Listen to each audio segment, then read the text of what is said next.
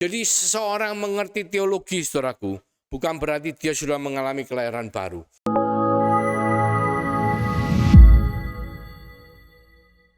Shalom, puji Tuhan.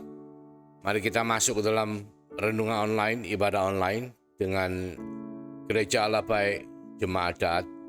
Tapi sebelum kita masuk ke dalam firman Tuhan, baiklah kita satukan hati, kita tundukkan kepala, kita doa bersama-sama. Terima kasih Tuhan Yesus untuk hari ini kami boleh mendengar kebenaran firman-Mu. Kami mau belajar untuk mengenal Engkau supaya kehidupan kami menjadi lebih baik. Sehingga kami bukan hanya mengerti Tuhan, tapi kami boleh Kau mampukan untuk melakukan firman yang diberitakan. Terima kasih Bapa. Berkati urapi setiap daripada kami. Di dalam nama Yesus Kristus Tuhan, kami berdoa, kami mengucap syukur. Amin. Puji Tuhan, kalau yang lalu kita sudah membahas mengenai Roh Kudus ya, di mana kita membahas Roh Kudus sebagai pribadi ya. Pribadi itu memiliki pikiran, perasaan, dan kehendak. Dan itu sangat penting sebagai dasar daripada pengenalan kita akan Roh Kudus yang lebih dalam lagi. Di mana kita hari ini akan membahas bagian kedua, yaitu kita berbicara mengenai karya Roh Kudus. Jadi selain daripada pribadi itu yang selalu menyertai setiap saudara dan saya, tetapi pribadi itu juga memiliki karya yang mana akan mewarnai seluruh kehidupan saudara dan saya. Dan ini penting saudaraku, kita untuk mengerti apa yang menjadi karya Roh Kudus. Yang pertama, Roh Kudus akan melahirbarukan ya. Roh Kuduslah yang membuat saudara dan saya mampu untuk beriman kepada Yesus Kristus sebagai Tuhan dan Juru Selamat, yang membuat saudara dan saya mampu untuk percaya bahwa Yesus Kristus adalah Tuhan. Pertama, Roh Kudus melahirbarukan. Kedua, Roh Kudus mengarahkan saudara dan saya, memimpin, mengarahkan. Dan yang ketiga, Roh Kudus akan menumbuhkan setiap daripada kita. Dan setelah itu, Roh Kudus akan memberikan karunia roh atau memampukan saudara dan saya. Kita akan belajar dari yang pertama, yaitu Roh Kudus melahirbarukan saudara dan saya. Roh Kudus adalah roh yang menginsyafkan, yang mempertobatkan, dan membuat kita mengalami kelahiran baru. Dikatakan di Yohanes 16 ayat 8-11. Dan kalau Ia datang, Ia akan menginsyafkan dunia akan dosa, kebenaran, dan penghakiman. Dikatakan akan dosa karena mereka tetap tidak percaya kepadaku, akan kebenaran karena aku pergi kepada Bapa dan kamu tidak melihat aku lagi, akan penghakiman karena penguasa dunia ini telah dihukum. Jadi memang terkadang sedikit sulit ya untuk kita memakai akal budi kita, sekedar kita pakai pikiran kita untuk membuat orang itu insyaf, untuk membuat orang itu bertobat, untuk membuat orang itu mengalami kelahiran baru. Tetapi ketika Roh Kudus yang ada dalam kehidupan saudara dan saya bersama-sama dengan kita bekerja untuk membuat orang menjadi insyaf, untuk membuat orang mengerti akan dosa, untuk membuat orang melihat kebenaran, bahkan akan mengerti mengenai penghakiman. Dan hal itu adalah sebuah karya dari Roh Kudus. Sehingga apa? Sehingga saudara dan saya bisa bekerja sama dengan Roh Kudus yang menyertai kita untuk memberitakan, untuk membuat orang mengalami pertobatan, membuat orang mengalami kelahiran kembali. Jadi itu bukan semata-mata karena kepandaian kita, saudaraku, yang mungkin kita belajar pendalaman Alkitab, mungkin kita belajar di sekolah STT, bahkan kependetaan, sehingga kita yakin dengan apa yang kita pelajari, kita bisa membuat orang bertobat. Tetapi semua itu adalah karena karya Roh Kudus. Di Yohanes 3 ayat 5-6 dikatakan, jawab Yesus, aku berkata kepadamu, sesungguhnya jika seorang tidak dilahirkan dari air dan roh, ia tidak dapat masuk ke dalam kerajaan Allah. Apa yang dilahirkan dari daging adalah daging, dan apa yang dilahirkan dari roh adalah roh. Jadi saudara, saya pernah pada waktu saya mengerjakan disertasi saya membaca sebuah buku di mana saya harus membaca buku itu untuk melengkapi apa yang akan saya tulis di dalam disertasi saya. Dikatakan bahwa penulis itu di prakata pendahuluan dia berkata, dia bersyukur kepada Tuhan. Karena apa? Ketika dia menulis buku itu, dia baru mengalami kelahiran baru. Kenapa saudara? Karena sebelumnya dia hanya belajar teologi, dia hanya belajar secara akademis, dia belajar berilmu teologi. Jadi belajar bagaimana dia bisa mengerti ilmu teologi. Tetapi dia belum mengalami kelahiran baru. Karena apa?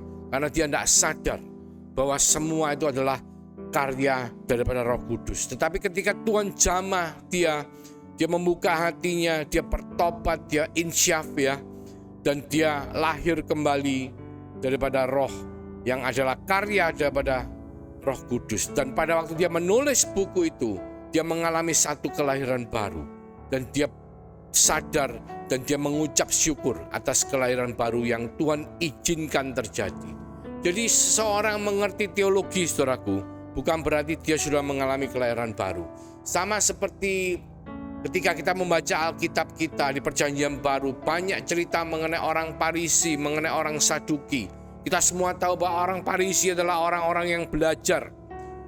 Betul-betul dia bisa mencapai gelarnya sebagai orang Farisi karena dia belajar. Dia bahkan ikut dalam satu pondok pesantren ya. Dikatakan bed midrash itu adalah tahap terakhir dari seorang ketika dia ingin menjadi seorang rabi. Dia harus melewati tahapan itu. Dia tinggal bersama-sama dalam satu tempat belajar ilmu teologi. Dan setelah dia lulus, dia akan menjadi seorang guru atau rabi dalam suku Yahudi. Dikatakan suku Farisi maupun kaum Saduki. Dan mereka semua adalah orang-orang yang mengerti mengenai teologi. Tetapi mereka banyak yang tidak mengalami kelahiran baru. Oleh karena itu Tuhan memeteraikan Roh Kudus dalam kehidupan setiap daripada kita yang percaya kepada Dia sebagai Tuhan dan Juru Selamat. Yesus adalah Tuhan dan Juru Selamat. Dan ketika Roh itu dimeteraikan dalam kehidupan saudara dan saya, maka kita akan mengalami kelahiran baru. Dan kelahiran baru adalah mutlak diperlukan. Dikatakan di Yohanes 3 ayat 5-6. Jawab Yesus, aku berkata kepadamu, sesungguhnya jika seorang tidak dilahirkan dari air dan roh, ia tidak dapat masuk ke dalam kerajaan Allah. Jadi mengerti teologi, tetapi kalau kita tidak mengalami kelahiran baru dalam roh, kita tidak masuk ke dalam kerajaan Allah. Jadi katakan apa yang dilahirkan dari daging adalah daging, dan apa yang dilahirkan dari roh adalah roh. Puji Tuhan, kita ingat pada pelajaran yang lalu di mana dikatakan Roh Kudus itu menyertai kita untuk selama-lamanya, saudaraku. Jadi jangan khawatir bahwa Dia tidak akan membuat saudara dan saya mengalami kelahiran baru. Tetapi selama kita sadar bahwa Dia menyertai kita selama-lamanya dan kita mau untuk bergaul, bergerak bersama-sama dengan Roh Kudus, maka Dia akan membuat kita mengalami kelahiran baru. Karena kelahiran baru itu adalah karya daripada Roh Kudus. Setelah kita mengalami kelahiran baru, Roh Kudus tidak berhenti sampai di situ, saudaraku. Tapi Roh Kudus akan terus mengarahkan saudara dan saya, memimpin kita. Jadi kalau kita percaya bahwa Roh Kudus, Roh Allah yang dimeteraikan dalam kehidupan kita, orang percaya sebagai pemimpin kita, menolong, menghibur kita, menyertai kita, maka kita akan selalu bergerak bersama-sama dengan Dia. Dikatakan di Yohanes 14 ayat 26. Tetapi penghibur, yaitu Roh Kudus yang akan diutus oleh Bapa dalam namaku, Dialah yang akan mengajarkan segala sesuatu kepadamu dan akan mengingatkan kamu akan semua yang telah kukatakan kepadamu. Jadi Roh Kudus itu mengajar segala sesuatu kepada kita dan akan mengingatkan kita semua yang telah Tuhan katakan kepada kita. Jadi ketika kita membaca firman Tuhan, kita terkadang mungkin setelah membaca kita lupa apa yang kita baca. Atau kita mendengarkan renungan online atau renungan dalam gereja. Setelah kita mendengar, kita mungkin akan lupa dalam saat-saat ke depan. Tetapi ketika kita memerlukan, maka Dia itu akan mengajarkan semuanya kepada kita, membuat kita teringat, mengingatkan kita apa yang telah kita renungkan, apa yang telah kita dengarkan, apa yang telah kita baca.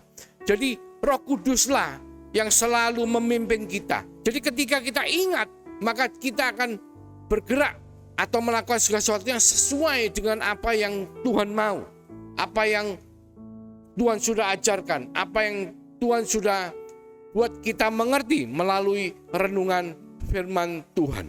Dan ini sesuatu yang mungkin terkadang kita tidak menyadari, tapi kita harus percaya. Karena apa? Firman Tuhan mengatakan bahwa Dia akan mengajarkan semuanya itu. Jadi kalau kita tahu itu, maka alangkah baiknya sebelum kita mendengar firman Tuhan, kita berdoa minta pimpinan Roh Kudus. Alangkah baiknya sebelum kita mendengarkan renungan atau membaca firman Tuhan, kita berdoa terlebih dahulu minta Roh Kudus pimpin dan ajar kita. Karena apa, saudaraku? Karena tanpa pimpinan dan ajaran daripada Roh Kudus, maka semua itu hanyalah kekuatan akal budi semata-mata. Boleh, tetapi alangkah baiknya ketika kita meminta Roh Tuhan yang sudah dimeteraikan dalam hidup kita untuk selalu membimbing kita, menuntun kita, mengajar saudara dan saya. Dikatakan Yohanes 16 ayat 13, tetapi apabila Ia datang, yaitu Roh kebenaran, ya Roh Kudus, Ia akan memimpin kamu ke dalam seluruh kebenaran. Sebab Ia tidak akan berkata-kata dari dirinya sendiri, tetapi segala sesuatu yang didengarnya itu yang akan dikatakannya, dan Dia akan memberitakan kepadamu hal-hal yang akan datang. Bahkan bukan cuma hal-hal sekarang, saudaraku, tetapi hal-hal yang akan datang. Dia memberitahu kepada kita semua. Kita kalau melihat di Kisah Rasul 16 ayat 6-7, dikatakan pada waktu itu Rasul Paulus mengadakan penginjilan bersama-sama dengan murid yang lainnya. Ayat 6 dikatakan, mereka melintasi tanah Frigia dan tanah Galatia, karena Roh Kudus mencegah mereka untuk memberitakan Injil di Asia. Jadi sebetulnya mereka itu mau ke Asia, tetapi Roh Kudus itu mengingatkan mereka, jangan ke Asia. Mencegah mereka untuk memberitakan Injil ke Asia.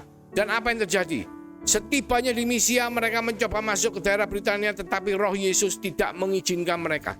Jadi Roh Tuhan itu selalu menuntun kita, saudara. Dalam hal ini, Rasul Paulus dan murid-muridnya dituntun supaya tidak ke situ. Tetapi bahkan ketika mereka tidur pada malam hari, mereka mendapat mimpi ada seorang dari Makedonia memanggil mereka, melambaikan tangannya. Dan seketika mereka, keesokan harinya mereka berangkat ke Makedonia. Karena Tuhan mau melalui Roh Kudus memimpin kehidupan para murid pada waktu itu, Rasul Paulus khususnya, untuk supaya mereka ke Makedonia, untuk memberitakan Injil di Makedonia. Karena Makedonia adalah jemaat miskin yang betul-betul tulus dan bersungguh hati kepada Tuhan. Dan di Makedonia kekristenan berkembang secara luar biasa, saudara. Jadi seringkali dalam kehidupan kita, terutama saudara dan saya yang sudah masuk dalam pelayanan, yang mungkin rindu supaya hidup saudara berkenan kepada Tuhan. Ketika kita bergaul dengan Tuhan, ketika kita selalu percaya bahwa Dia menyertai kita semua sebagai pribadi yang punya pikiran, perasaan, dan kehendak, dan kita percaya bahwa Dia akan memimpin, mengarahkan saudara dan saya, maka ketika kita melakukan aktivitas dalam kehidupan kita, Tuhan betul-betul memimpin kita. Bahkan untuk hal-hal yang belum terjadi pun, hal-hal yang akan datang, Tuhan selalu memimpin saudara dan saya. Saya masih ingat ketika saya mengalami kelahiran baru dan saya didoakan untuk mengalami satu pelepasan, ya, pembersihan, pelepasan. Setelah itu hamba Tuhan yang dikirim oleh Tuhan memberikan satu doa nubuatan. Saudara tahu nubuatan itu mengatakan seperti ini. Saya tidak percaya ketika saya mendengar, tapi saya mencatat. Dan Tuhan melalui Roh Kudus, melalui hambanya, mengingatkan saya bahwa satu hari nanti saya akan dikirim Tuhan ke Hawaii untuk sekolah, untuk pendalaman Alkitab. Saya mikir, usia saya sudah 40 tahun lebih pada waktu itu. Ngapain saya mesti sekolah lagi? Itu yang saya pikirkan. Tetapi saya mencatat apa yang dinubuatkan, apa yang Roh Kudus katakan melalui hambanya pada waktu itu. Dan ternyata apa, saudaraku, pada waktunya sekitar 4 tahun kemudian Tuhan mengirim saya sekolah ke Hawaii, saudaraku. Bukan keinginan saya, tetapi saya direkomendasikan oleh seseorang untuk ikut sekolah di Hawaii, untuk ikut pendalaman Alkitab selama kurang lebih sebulan. Dan setelah itu Tuhan betul-betul membuka jalan pelayanan saya lebih lagi untuk bisa melayani Tuhan lebih luar biasa lagi. Dan itu menunjukkan apa? Firman Tuhan adalah ya dan amin. Jadi ketika saudara percaya bahwa dia bukan hanya melahirbarukan saudara, tetapi dia akan mengarahkan, memimpin saudara dan saya. Supaya apa? Supaya di dalam perjalanan kekristenan kita bukan stagnan, selalu menjadi bayi-bayi rohani. Tetapi enggak.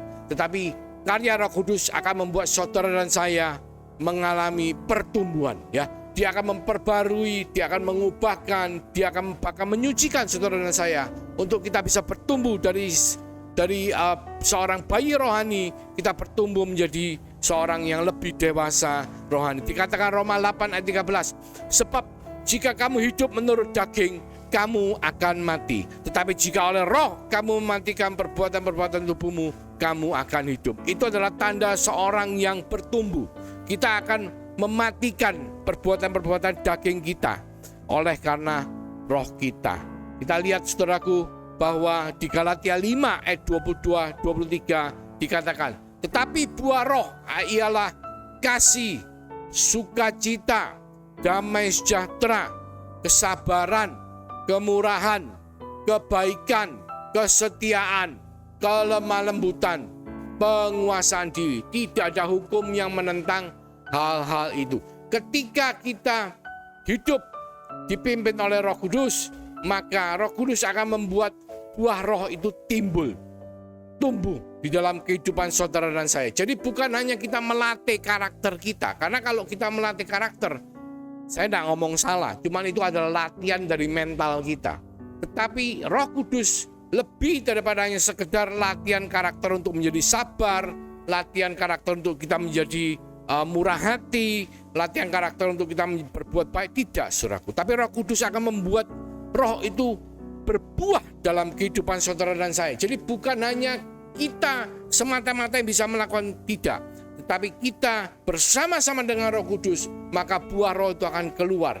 Jadi kita bisa sabar karena Roh Kudus, kita bisa mengasihi karena Roh Kudus, kita bisa bersuka cita karena Roh Kudus, kita bisa damai sejahtera karena Roh Kudus. Jadi bukan semata-mata dunia ini yang bisa memberikan damai sejahtera, tidak, tetapi keberadaan roh Tuhan dalam kehidupan kita yang membuat kita mengalami kelahiran, maksudnya pertumbuhan roh, ya, mengalami buah roh, sehingga kita mengalami damai sejahtera Tuhan, sehingga kita bisa menjadi beriman dan setia, sehingga kita bisa menjadi lemah lembut, bahkan sehingga kita bisa menguasai diri, ya, seperti yang lalu dikatakan, kalau kita tahu bahwa Roh Kudus ada hinggap di pundak kita, di bahu kita, di dalam kehidupan kita, maka kita tidak akan sembarangan untuk berjalan, tidak akan sembarangan melakukan kehidupan kita. Itu namanya penguasaan diri yang timbul karena buah roh daripada manifestasi karya Roh Kudus dalam kehidupan saudara dan saya. Jadi karya Roh Kudus itu yang menumbuhkan saudara dan saya. Setelah kita bisa bertumbuh seperti pokok ranting yang melekat pada pokok anggur, dan karena melekat pada pokok anggur, maka dia akan berbuah lebat, ya. Saudara dan saya, ketika kita melekat pada Tuhan, Roh Kudus akan memampukan kita untuk berbuah, buah roh yang kita sebutkan, ya. Buah kasih, sukacita, damai sejahtera, kesabaran, kemurahan, kebaikan, kesetiaan, kelemah lembutan, dan penguasaan diri. Dan itu semua, saudaraku, juga ditambahkan setelah kita dilahirbarukan dalam roh oleh Roh Kudus. Roh Kudus mengarahkan, memimpin kehidupan kita. Roh Kudus juga membuat buah roh itu tumbuh dalam kehidupan kita, sehingga kita dari bayi rohani bisa bertumbuh menjadi dewasa rohani. Bahkan lebih daripada itu, maka Roh Kudus akan memampukan kita, saudara dan saya, dengan karunia roh, ya. Di Kisah Rasul 1 ayat 8 dikatakan, tetapi kamu akan menerima kuasa kalau Roh Kudus turun ke atas kamu, dan kamu akan menjadi saksiku di Yerusalem, seluruh Yudea, bahkan Samaria, sampai ke ujung bumi. Jadi Roh Kudus itulah yang memberikan kita kemampuan, memberikan kita karunia, memberikan kita kuasa memberikan kita keterbebanan dan karunia untuk melayani, ya, bukan karena kuat gagah kita, saudaraku, bukan karena kekayaan kita, bukan karena kepandaian kita, tidak, tapi karena karya Roh Kudus yang menyertai saudara dan saya, itu yang membuat saudara mampu untuk melayani. Di 1 Korintus 12 ayat 7-11, firman Tuhan mengatakan, tapi kepada tiap orang dikaruniakan pernyataan roh untuk kepentingan bersama. Sebab kepada yang seorang roh memberikan dan kepada yang lain. Tetapi semuanya dikerjakan oleh roh yang satu dan yang sama. Yang memberikan karunia kepada tiap-tiap orang secara khusus. Seperti yang dikehendakinya. Jadi semua yang mampu kita lakukan untuk melayani itu semua adalah karunia yang Tuhan berikan kepada saudara dan saya. Janganlah kita merasa bahwa itu adalah karena saya mampu, karena saya begini, karena saya begitu. Tidak. Tapi karena Roh Kuduslah yang memberi karunia itu kepada saudara dan saya.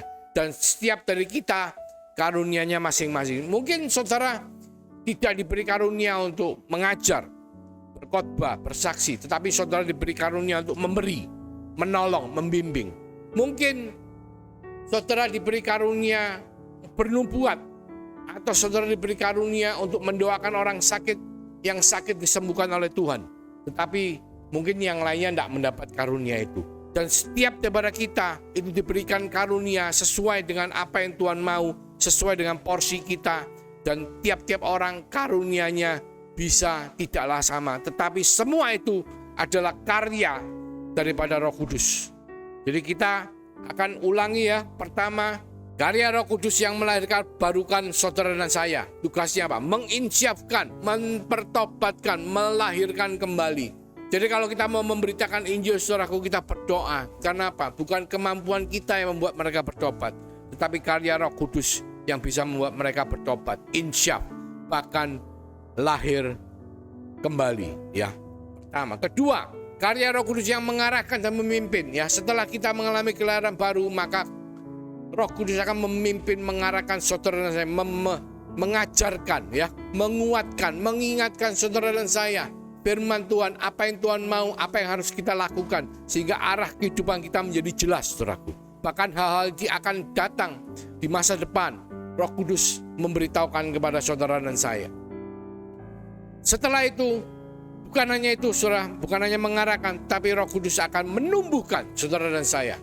Kita akan diperbarui, kita akan diubahkan, kita akan disucikan, sehingga kita tak menjadi seperti dunia, tapi hidup kita adalah hidup yang dipimpin oleh Roh Kudus. Roh Kudus yang membuat kita melekat pada pokok anggur Yesus Kristus, yang akan membuat kita mengalami buah roh, yaitu kasih, sukacita, damai sejahtera, kelemah lembut, kesetiaan, kesabaran, penguasaan diri, kemurahan, dan kebaikan, saudara.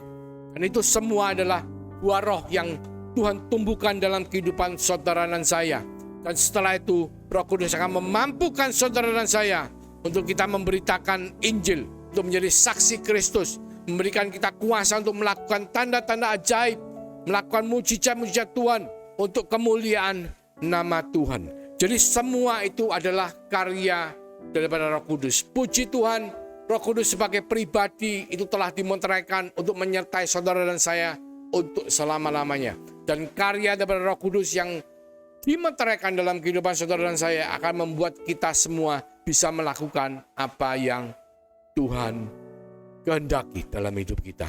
Mari kita berdoa. Terima kasih Tuhan untuk karya Roh Kudus yang telah membuat kita mengalami kelahiran baru, yang selalu memimpin, mengarahkan, menguatkan, mengajar setiap daripada kita, supaya kita bisa bertumbuh di dalam buah roh, bahkan lebih dari itu, supaya kita dimampukan untuk melakukan karya Roh Kudus dalam kehidupan kita. Terima kasih Tuhan untuk kuasa yang Kau berikan dalam pemberitaan Injil, untuk karunia yang Kau berikan untuk kami bisa melayani, sehingga kami boleh menyenangkan hati Tuhan. Terima kasih Bapa. Biarlah berkat yang Kau limpahkan kepada setiap daripada kami, mulai dari siang hari ini Tuhan, membuat kami bisa memberitakan Injil, membuat kami bisa hidup diberkati menjadi berkat sampai kedatangan-Mu yang kedua kalinya Tuhan, bahkan sampai Maranatha. Kami semua yang percaya di dalam nama Yesus, kami mengucapkan haleluya, amin. Tuhan Yesus memberkati.